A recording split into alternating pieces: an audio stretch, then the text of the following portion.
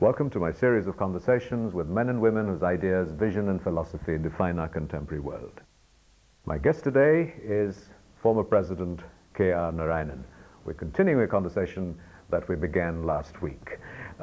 President Narayanan, you came back with this letter and met Prime Minister Nehru. This was a letter that you carried from Mr. Lasky. What happened? You walk into the Prime Minister's office with this letter. What happens?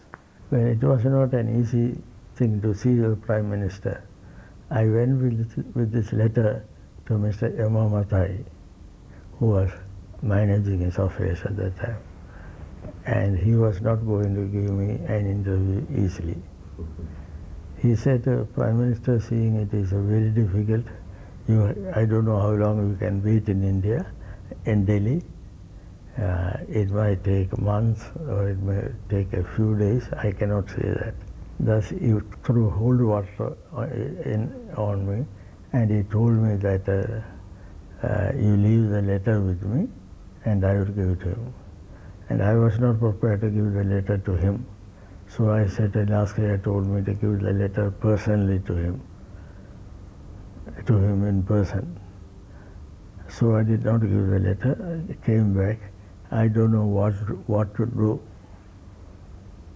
because he is a crucial person. There I went to Mr. A.V. Pai, who was his official secretary of the Prime Minister, and I had known him a little before, because I had somewhat a very passing adventure with what was External Affairs Ministry. So this very sort of, elaborate difficulty in getting to the office of the Prime Minister. You get to his office, what happens? You walk in through the door, and what does the great Jawaharlal Nehru do and say to you? When I went into his room in Parliament House, it was open welcome. He came with his hands open when I entered the room. And he hadn't seen the letter yet? Not yet. Ah, this was the impact of your personality. I don't know how. Yes. And he is always like that. He makes people at ease. And this was another remarkable characteristics of Nehru. He got the letter and read it carefully. And the letter, substance of the letter, it was not a very big letter. There, one sentence there. He has been a student here and all that. He got a very impressive first class and all, right? Then he said that, but he is shy and reserved, but he has real intellectual distinction and wide social sympathy. These two phrases, I think. So that pressed the right buttons with the great Jawaharlal Nehru, social sympathies. Yes. And then he asked me so many questions.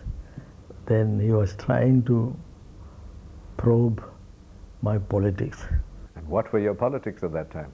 Well, he said I used to go to students' conferences, etc. in Britain, and whatever conferences I attended, I told him, and socialist conference, etc. Then he asked, which socialist conference? There is one in Prague, one. I said, this is a social democratic people. My association was more with them. That pleased him. So you leave this room and you're offered this, you're asked to come back and leave your curriculum vitae, Yeah. and you join the Indian Foreign Service. You get posted you become Foreign Secretary, you get posted to Beijing, you get posted to the United States. You're a diplomat. Yes. And you've had this sort of socialist background, and you become president, become vice president, and then you become president of India, and you preside over this country. It's been an incredible journey, and when you look back on that journey, what are the high points of the journey before you became president, the defining moments? When I got noticed by the public in India was when I was appointed by Mrs. Gandhi as ambassador to China at a critical moment. Yeah, this was when India was sort of resuming, after a long break, diplomatic relations with China, and it became a very crucial appointment. Then the public started noticing me, and this was a defining movement. The fact that I was what they call something of a success in China affected my future career. So let's just leapfrog into the year 2005 and your experience and background in China. India is frequently compared Yes. with China whenever we look at rates of economic growth, social parameters and indexes, and it's frequently argued that we paid a heavy price for democracy, and it may have cost us 2 or 3% of our GDP, of our rate of growth. Yes. And do you agree with that perception?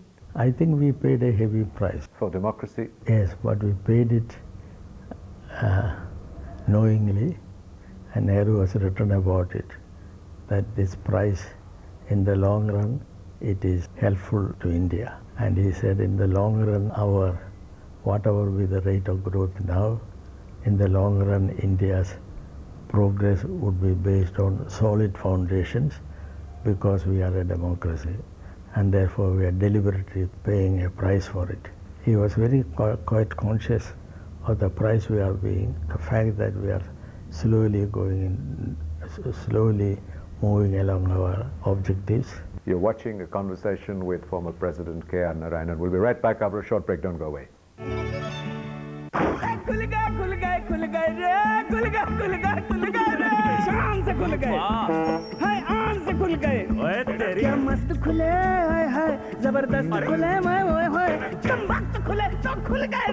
What खुल गए? हिमानी का आयुर्वेदिक चूर्ण good morning कब्ज दूर करे बिना पेट में मरोड़ के हिमानी का good morning Navratri, the world's longest dance festival, is an inseparable part of the identity of Gujarat. A festival that spreads vibrancy, harmony and joy, infused with the warmth and hospitality of her people. Come and experience the vibrant colors of Gujarat. Experience life in all its colors. क्या sir दर्द पीछा नहीं छोड़ता सिर्फ एक सैरिडॉन और sir दर्द से आराम टका टका down. Welcome back to a continuing conversation of former President Narayanan, and now sort of the unfolding of his vision, his perceptions, his response to contemporary India.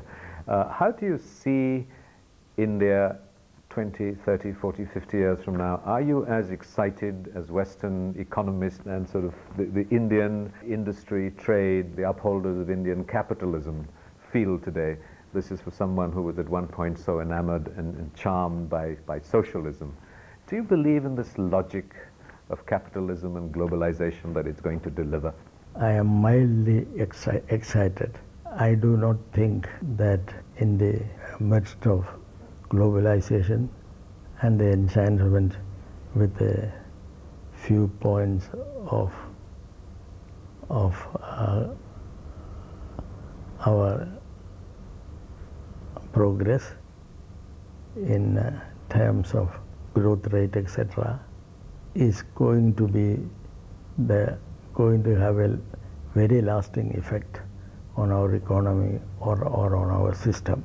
Do you have the faith that it will ultimately address the issue that you have been very passionately involved with and feel about, and that is of social equity? Is that what bothers you about the new unfolding paradigm? Yes. I think that there is a tendency for people to forget that aspect in the midst of this remarkable progress we have made, and in the midst of the testimonials we get from the Western countries.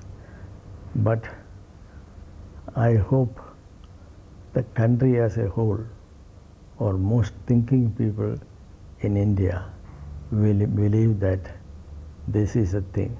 Social equity has to be addressed. But what mechanisms would you look at to bring about social equity. We have a Prime Minister who just announced a huge employment guarantee program. Yes. There is concern by sort of people whether the economy can sustain that. The Prime Minister said you need 8-9% growth in order to sustain an employment guarantee program.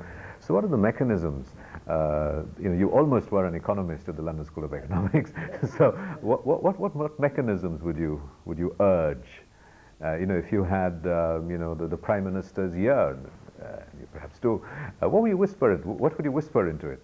I think I would say that his public statement emphasizing the aspect of social equity and things like that is a right way of approaching it, because it has not only to be done, but it has to be seen to be done by the public, and that has been lacking in our general politics for quite some time.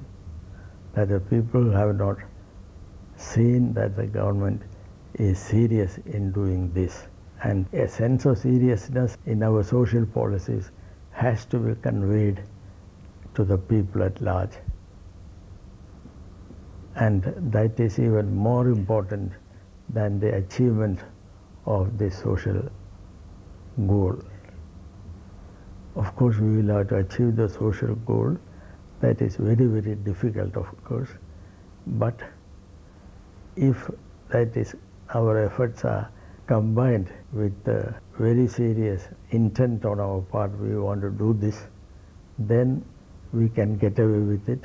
We can succeed, I think. Do you have any sort of thoughts on what these social initiatives might be? Well, employment is one important thing, because it cannot be ignored any longer.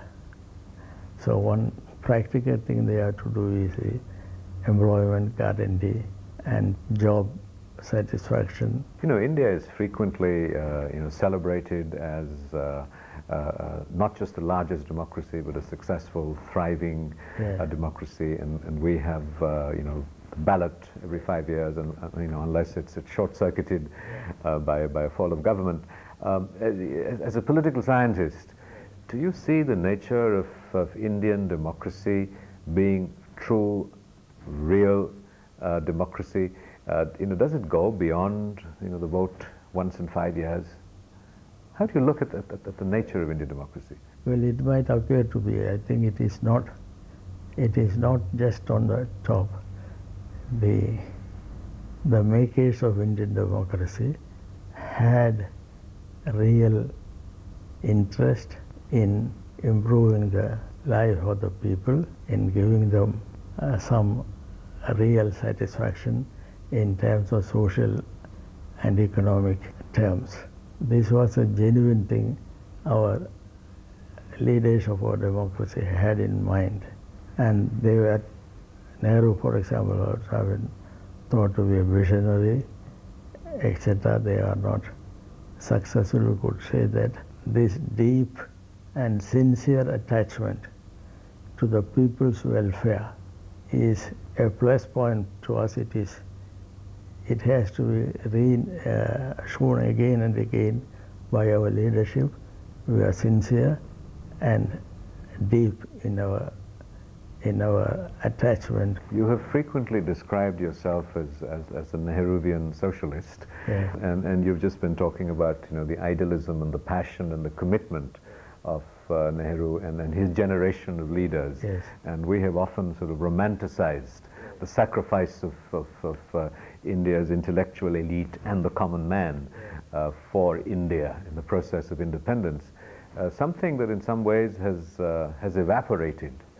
So do you despair at the kind of Indian politician that gets elected to parliament today? I think that is a disappointment, but cannot be helped, because when democracy becomes democracy, then its certain dilution is bound to take place, and whereas we are seeing that dilution on a large scale taking place in Indian politics. You've been watching a conversation with K.R. Narayanan, former President of India. We'll be right back after a short break. Don't go away.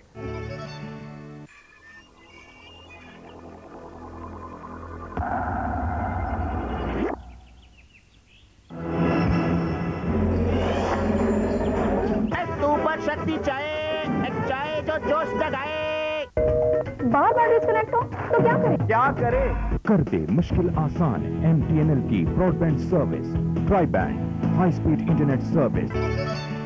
Welcome back to a continuing conversation with diplomat, academic, former President of India, K.R. Narayanan. So you were India's ambassador to the United States, and you've experienced, in a sense, both China and the U.S., which are seen as sort of two polarities emerging on the global scene today. How do you respond to India's embracing, in a sense, of the United States at this time, and the Prime Minister's recent visit? I hope we are not embracing them, because an embrace can cover up many things. We have to watch every step by the United States and watch their actual action. I am convinced that we should have good relations with the United States, and it is possible to have good relations with them. What would constitute good relations for you? What might be the elements of it? What do you think of sort of the new nuclear arrangement, if I can describe it that way, between India and the United States? I think they should recognize facts, the fact that we are a nuclear country, because no longer can we pretend that the world is not going towards nuclear. The more and more countries are becoming nuclear, and it is likely and it is inevitable maybe other countries which are non-nuclear today might acquire nuclear technology, and therefore we should find out how to accommodate the nuclear fact into a peaceful world order, and not ignoring the fact of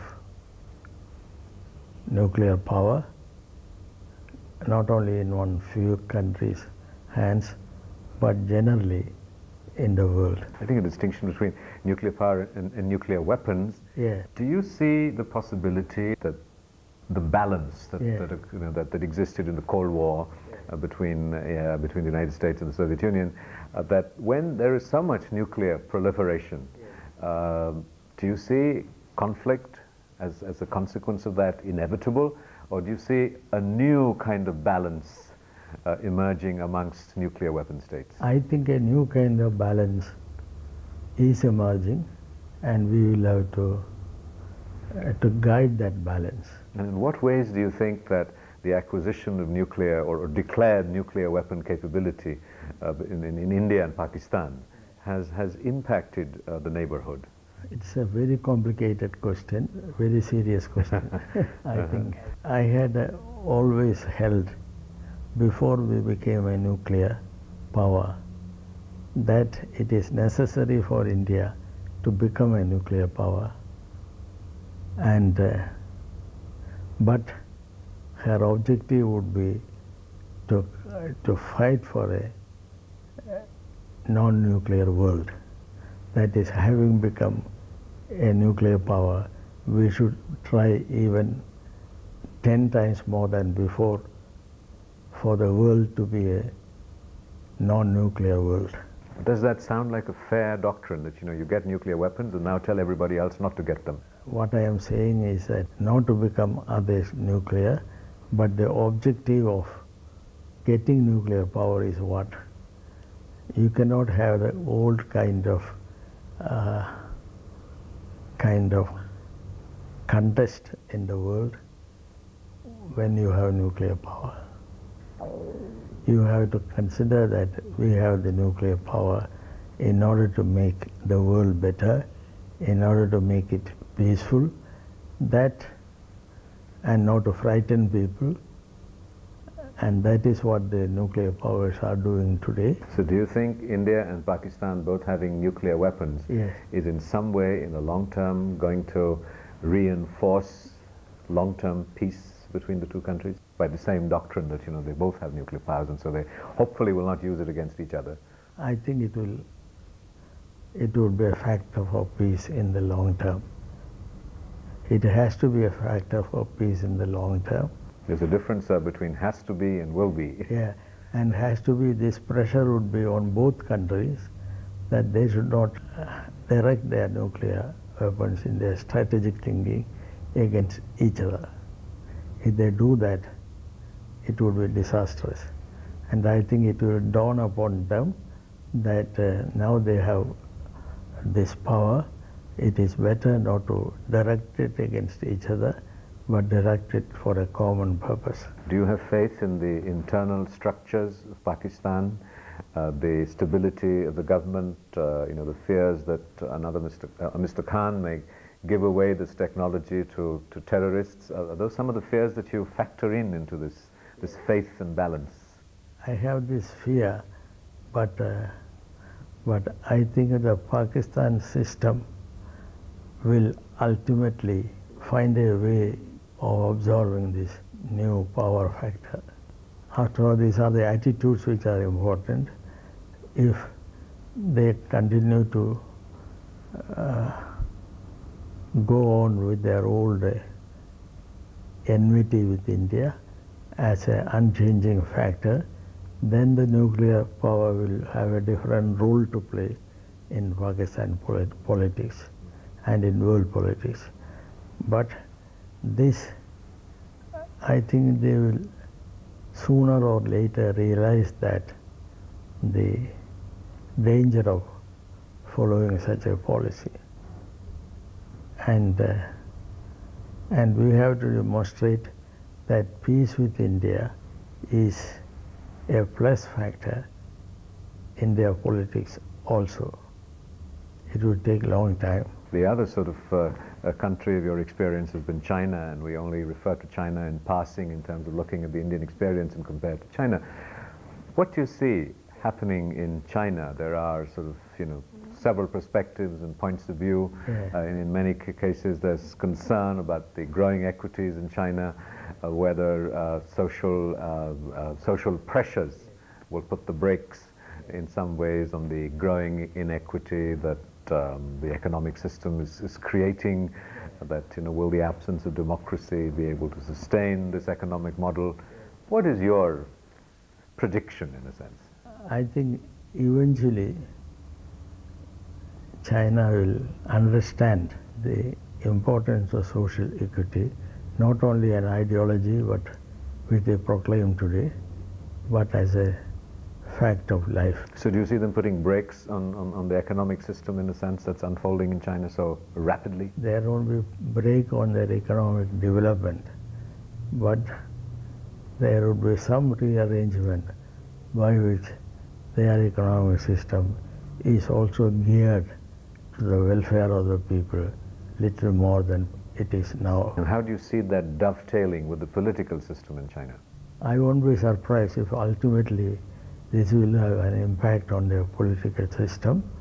They will never accept their political system as changed, but pragmatically they will understand that the political system has to change somewhat, and they will bring about changes. Do you see China as this sort of great threat that the United States and Mr. Huntington will have us believe, apart from Islam, of course, to global peace and global stability, that that they keep urging and are looking at this sort of new alignment of forces? Do you see sort of China assuming a responsible, constructive, stable role in global politics? So do you see that there is a risk of... I think there is a risk there, but practically I think they will evolve as a responsible power and not one which is thrusting their idea of hegemony or something like that in the world. And sort of in your incarnation as a diplomat, and India's possible aspiration, in a sense, for a UN Security Council seat, the future of the United Nations, are very much a part of diplomatic discourse, discussion, and debate. What do you see happening? Do you see change will happen in the United Nations, despite the obstructions and resistance by the United States? It will happen, but not immediately. It can happen immediately also, but it would be a drastic development. Therefore, I won't predict that the United States is going to change. But their idea behind this, that India should not be a member of the Security Council, is not a constructive idea. It is a Cold War idea still. That is, they do not want even friends become powerful, because that might upset their calculations. This attitude, I hope they will have to change. So tell us, what is it like being a former president? A lifetime in center stage, 5 years vice president, and then you hold center stage in Rashtrapati Bhavan. What is life like after the presidency? For me, life was normal when I was at Rashtrapati Bhavan also. I was not enchanted by the life in Rashtrapati Bhavan, and I did not feel myself puffed up. I don't know, somehow I have that characteristics inherent in me. Nothing of the positions has gone to my head. But do you feel freer now that you can say what you feel like? Are there inhibitions in a former president saying what he really wants to say? Yes, there are inhibitions. What are these? Are they just do they go beyond security? Do you feel you have an agenda to protect? No, I don't think I have an agenda to protect, but there are certainly inhibitions to preserve. I cannot throw away my role during the presidentship. I have to. That was a role necessary for a country. Throwing it away would be throwing away objectivity in the center of our politics. And what would you like your presidency, your time in public life, yes, to be remembered as? What should you like people to celebrate? I don't think there is much to celebrate, but I should like... What do you celebrate? Said, I am not given to celebrations. Is there something that you regret?